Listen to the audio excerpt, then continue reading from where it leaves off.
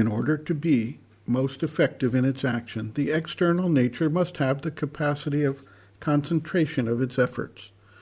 Whether this is a mental concentration or a vital or physical concentration, the focus must be total, without distraction, or it will yield less than the optimal result.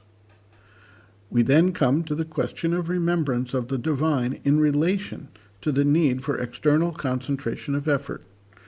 The effective remembrance is not some form of mental idea or thought, but an orientation or attitude of the being centered in the soul or psychic being.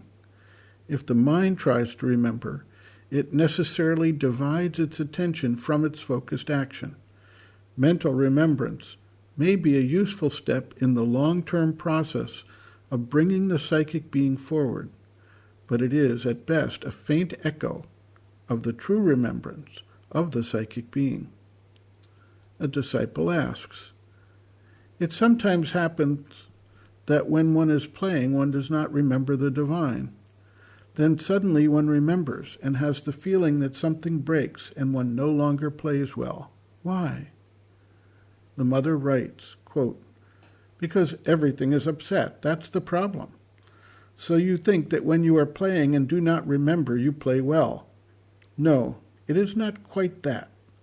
It is that you do something with a certain concentration, work or play, and you are concentrated, but you have not developed the habit of mixing the remembrance of the divine with the concentration, which is not difficult, but anyway, you do not have the habit. And then, suddenly the remembrance comes. Then two things may happen. Either the concentration is broken because you make an abrupt movement to seize the new attitude entering the consciousness, or else you feel a little remorse, a regret, a disquiet. Oh, I did not remember. That suffices. It upsets all you have done, for you change conditions completely.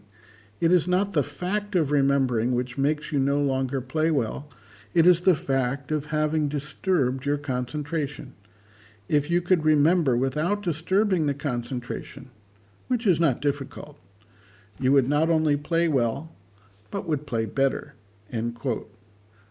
Reference, Sri Aurobindo and the Mother, Powers Within, Chapter 7, Attitude, pages 75 to 76.